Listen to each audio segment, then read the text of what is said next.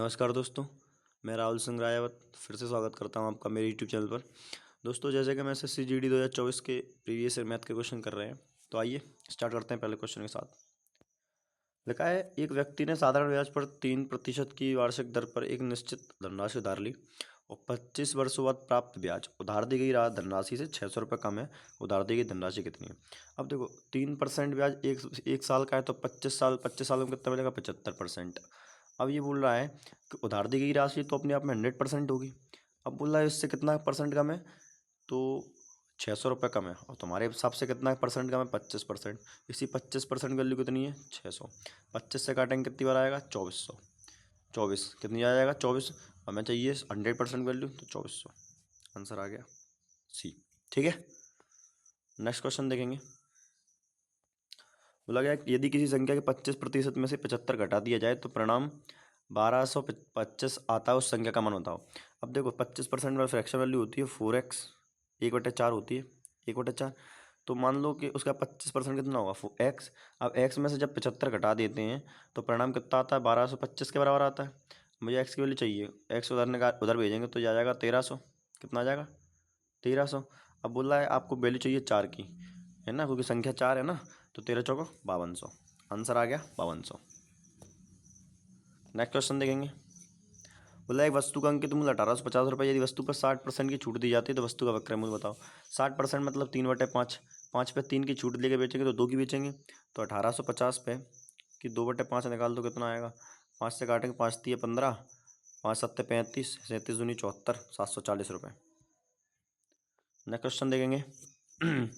एक वस्तु पर अंकित मूल्य 4800 रुपये था, लेकिन दुकानदार इसे वस्तु को 18% और 20% की 2 क्रमिक छूट पेशकश करता है, वह वस्तु को किस मूल्य पर बेचेगा? अब देखो, अब सक्सेसिव लगा लो यहाँ पर। 18 + 20 और प्लस माइनस करेंगे, क्योंकि डिस्काउंट माइनस करते हैं।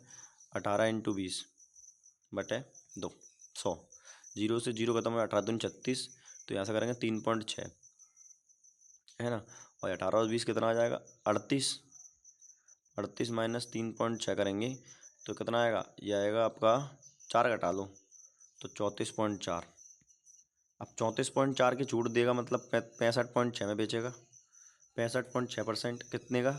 4800 रुपये का। ठीक है, अब देखो, इस 65.6% का तो ये 2 जीरो ये आ गए और 1 जीरो ये आ गया, तो 2 जीरो से तो 2 जीरो खत्म हो गए। ठीक है कि नहीं? अब कर लो 8 6 48, यूनिट 8 आएगा, तो ये तो मेरे आंसर नहीं हो सकते, क्योंकि आंसर पॉइंट में आने वाला है। ठीक है, और क्या कर सकते हैं? तो ये 48 है, इसमें देखो 12 छुपा हुआ है, 12 चौक 48। 4 का मल्टीपल दोनों ही हो रहे हैं, 3 का मल्टीपल चेक कर लो। देखो 3 2 5, 5 10, 8 18 और 8 26, ये 3 का मल्टीपल नहीं है, इसको चेक कर लेते। 3 1 4, 4 4 8, 8 8 16, 8 24, ये 3 का मल्टीपल है, यही मेरा आंसर होगा। ठीक है, सॉल्व करने की जरूरत नहीं है। देखा, जे के एल मिलकर एक पुस्तक को 20 दिन में बना सकते हैं। जे के एल मिलकर 20 दिन में बनाएंगे, और जे और के मिलकर उसी पुस्तक को 25 दिन बना सकते हैं, है ना। एल अकेले इस पुस्तक कितने बनाएगा? एलसीएम ले लो 100, 20 पंचे से और 25 चौको 100। तीनों की क्षमता 5 थी, और जे और के की मिलाकर 4 है, तो एल की कितनी आ गई? 1। और एक क्षमता से 100 पुस्तक बनाने कितना दिन लगेंगे? 100 दिन लगेंगे। ठीक है कि नहीं? अगला क्वेश्चन बोला है 90 परिणामों का औसत 38 है, प्रत्येक में से 4 घटा दिया जाता है, तो परिणामों का नया औसत कितना होगा? मैंने आपको बताया था औसत का मतलब होता है बराबर बांटना। अब सब में से 4 4 घटाएंगे तो औसत में कितना घट जाएगा? 4। 38 में से 4 घटाएंगे, आंसर आएगा 34। ठीक है, नेक्स्ट क्वेश्चन देखेंगे।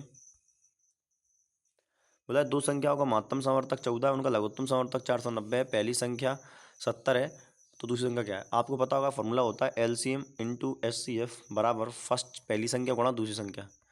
तो दूसरी संख्या एक्स मान लो, यहाँ पहली संख्या ये दे रखी है, अब एलसीएम बराबर एचसीएफ, तो काट देंगे। 14 कम 14, 14 पंचे 70, 5 से काटेंगे इसको, 5 45, 4 बचे 5 40, आ गया 98। ठीक है, सिंपल है। बोला है, रोहित समान दूरी को 4 यात्रा करता है समान दूरियों से। पहली यात्रा 400 किलोमीटर प्रति घंटे की रफ्तार से, दूसरी अगली यात्रा में उसकी चाल पिछली चाल की यात्रा से आधी हो जाती है।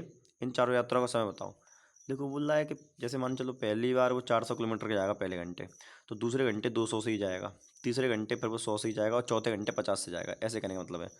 तो क्यों ना एक ऐसी डिस्टेंस मान लो जिन सबसे कट रही है, तो मैं मान लेता हूँ डिस्टेंस 400 ही है। हर बार कितनी डिस्टेंस कवर कर रहा है? 400, क्योंकि डिस्टेंस तो सेम कवर कर रहा है। तो ये पहला घंटा, फिर यहाँ से 2, यहाँ से 4 और यहाँ से आएगा 8। कितना आएगा? 8। अब औसत चाल का फॉर्मूला क्या होता है? टोटल डिस्टेंस और टोटल टाइम। तो टोटल टाइम निकाल लो, तो यह आ जाएगा 8 4 12 2 16, 8 4 12 2 14 1 15। टोटल टाइम आ गया 15 और टोटल डिस्टेंस कितनी आ जाएगी? 400 800 1200 1600। तो 1600 कर दो, 1600 डिवाइड बाई 15। तो देखो 15 एकम 15, आंसर फ्रैक्शन में ही दे रखा, तो काट लेते हैं, काम करते हैं। तो 5 3 15, 5 दूनी 10, 320 ये आ गया, और 5 3 15, 320/3 कहीं दिख रहा है? 320/3 ये राशि, ठीक है ना। अगला क्वेश्चन देखते हैं। देखो इसको करेंगे तो कितना आएगा? 4 64 आएगा, और तो 32 दूनी 64, 32 या 96 होता है, और 3 दूनी 6। तो इस पूरे को सॉल्व करने पे कितना आ गया मेरा? 6 आ गया, ठीक है। और 3 तरह का 9 और 3 चौका 12, 129 में 6 जोड़ेंगे 135। आंसर आ गया ऑप्शन नंबर ए, ठीक है। अगला क्वेश्चन देखेंगे। बोला एक मिश्रण में पानी और दूध का अनुपात 8:21 है। इसमें दूध पानी से 26 लीटर अधिक है, तो मिश्रण में दूध की मात्रा बताओ। अब बताओ दूध पानी से हमारे हिसाब से कितना अधिक है? तो आप बोलोगे सर मेरे हिसाब से, अपने हिसाब से जो अधिक है वो 13 है, लेकिन क्वेश्चन के हिसाब से कितना है? 26। 1 किलो कितनी आ गई? 2। पूछा क्या है? दूध की मात्रा को, दूसरा वाला दूध है तो 21 दूनी 42, ठीक है। अगला क्वेश्चन है, एक शंकु की ऊंचाई 15 सेंटीमीटर है, आधार की त्रिज्या 14 सेंटीमीटर, शंकु का आयतन बताओ, है ना। तो देखो शंकु का आयतन होता है 1/3 22/7 पाई, आर स्क्वायर कितना है? ये आधार की त्रिज्या 14 है, तो 14 × 14, और हाइट कितनी है? 15। तो काट लो 7 से 2 बार, 7 दूनी 14, ठीक है। और कुछ कट रहा है क्या? और तो कुछ कटना नहीं चाहिए। 3 से कट रहा है 5 बार, है ना। 14 दूनी 28, 28 गुणा 2 करेंगे, 28 दूनी कितना होता है? 56। अब देखो 56 गुणा 11 कर देंगे, तो 6 5 11, 5 1 616 × 5, तो 5 6 30, 5 1 5 3 8, 5 6 30, 30 80 आ रहा ऑप्शन है कहीं? 30 80, ऑप्शन नंबर ए जो है करेक्ट आंसर, ठीक है। नेक्स्ट क्वेश्चन देखेंगे। 15 आदमी एक घर को 18 दिन में बना सकते हैं। 15 आदमी किसी काम को 18 दिन में बना सकते हैं, तो 12 आदमी उसी के काम को कितने दिन में बनाएंगे? तो 6 दूनी 12, 6 3 18, 2 से काटेंगे, फिर से 2 से कटेगा नहीं, 5 15 3 45, 15 45 का डिवाइड 2 से देंगे तो आएगा 22.5। कितना आएगा? 22.5, ठीक है। नेक्स्ट क्वेश्चन देखेंगे। बोला है मोनिल की मासिक आय 18% कमी आ जाती है। मासिक आय में लगभग कितने प्रतिशत की वृद्धि करनी होगी ताकि वह उसकी वास्तविक मासिक आय के बराबर हो जाए? देखो मान चलो आय 100 थी, कम होगी कितनी हो जाएगी? 18% कम होगी तो 82। अब कितनी बढ़ानी पड़ेगी? 18 ही बढ़ानी पड़ेगी, लेकिन अब की बार बढ़ेगी कितने पे? 82 पे, गुणा 100। काट दो 2 से 9 बार, 2 से काटेंगे 41 बार, ये आ जाएगा 900, 900/41। तो 41 दूनी 82 होता है ना। अब कितने बचे? 8 80। तो 41 लगभग 2 बार तो जाएगा, तो बाकी सारे ऑप्शन कम है, 20 बार तो जाएगा नहीं, तो बराबर 22 आंसर मेरा आएगा, क्योंकि लगभग 22 ही बार जाएगा, है ना। 2 ही कम तो रह रहा है। चलो अगला देखते हैं। देखा है 5 विषय में से पहले 3 विषय में राकेश के औसत अंक 80 थे, अंतिम 3 विषय में राकेश के औसत अंक कितने? 92 है, तीसरे विषय में अंक 52 है, सभी 5 विषय में औसत अंक क्या है? देखो पहले 3 विषय की बात करूँ तो 240 हो रहे हैं, अंतिम 3 विषय की बात करूँ 3 दूनी 6 और 3 में 27, तो टोटल कितना हो रहा है? 6 7 4 11, और ये हो रहा है 516। लेकिन एक बात को समझो कि इसमें जो तीसरा विषय है, वो 2 बार जुड़ गया। अब 2 बार जुड़ गया तो उसको एक और घटाना पड़ेगा। तीसरा विषय दिया कितना? 51, तो 51 इसमें से माइनस कर लेंगे, तो ये बचेगा 5, 11 में से 6, 5 जाएंगे 6 बचेगा, और 465। अब 5 विषय का औसत पूछा तो कर दो 5 से डिवाइड, 5 9 45, 5 3 15, 93 आंसर आएगा, ऑप्शन नंबर सी। अगला क्वेश्चन देखेंगे, अगला चैप्टर। एक बल्ब का क्रय मूल्य और विक्रय मूल्य का अनुपात ये देखा है 20-25, लाभ प्रतिशत बताओ। काट लो, तो 5 को 20, 55 25, 4 पे 1 का लाभ यानी 20%, ऑप्शन आ गया, ठीक। अब बोला पी और क्यू का अनुपात 6:5 है, क्यू और आर का अनुपात 3:4 है। अब देखो क्यू यहाँ पे कितना है? 5 है, क्यू यहाँ पे कितना है? 3 है, बराबर कर लो। तो यहाँ बराबर करने के लिए 5 से मल्टीप्लाई करेंगे तो आर आ जाएगा आपका 20। कितना आ गया? आर आ गया 20, ठीक है। और यहाँ पर 3 से मल्टीप्लाई करेंगे तो पी आ जाएगा आपका 18, और क्यू तो आ गया आपका 15 ही कर लिया, कोई 15 बराबर किया। अब बोला क्यू का अनुपात, क्यू कितना है? 15 का अनुपात पी प्लस आर के अनुपात से 20 और 18 कितना होता है? 38। तो 15:38 आएगा, option number B sorry. Next question देखेंगे। वह न्यूनतम संख्या क्या है जिसे 140 में जोड़ दिया जाए तो 5 और 6 दोनों से पूर्णतः विभाजित होता है। अगर कोई संख्या 5 और 6 से डिवाइड होती है तो इसका मतलब उसके मल्टीप्लाई से भी डिवाइड होगी, नहीं कितना होता है 15 6 30, और 30 40 के आसपास 30 का मल्टीप्लाई कितना होता है 150। तो ये 140 से कितना जोड़ना पड़ेगा 10 जोड़ना पड़ेगा। कितना जोड़ना पड़ेगा 10। ऑप्शन आ गया सी। क्या आ गया सी। नेक्स्ट क्वेश्चन बोला गया है कि ये है क्वेश्चन, तो इसको सोल्व करेंगे। 5 58 से 5 गया कितना बचा 53। इसको सोल्व करने पे कितना आ गया 53। यहाँ से सोल्व करेंगे तो 30 और 30 60 20 80 -10 करेंगे तो 70 आ गया इस ब्रैकेट को सोल्व करने पे। ठीक है, अब ये 5 करेंगे तो 60,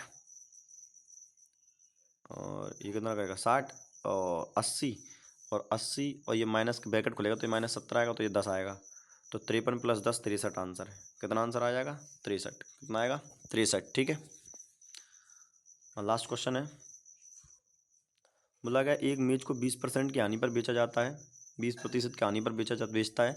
यदि वह 160 रुपये अधिक में बेचता तो 20% का लाभ कमाता, 25% के लाभ कमाने के लिए मेज का विक्रय मूल्य क्या होगा।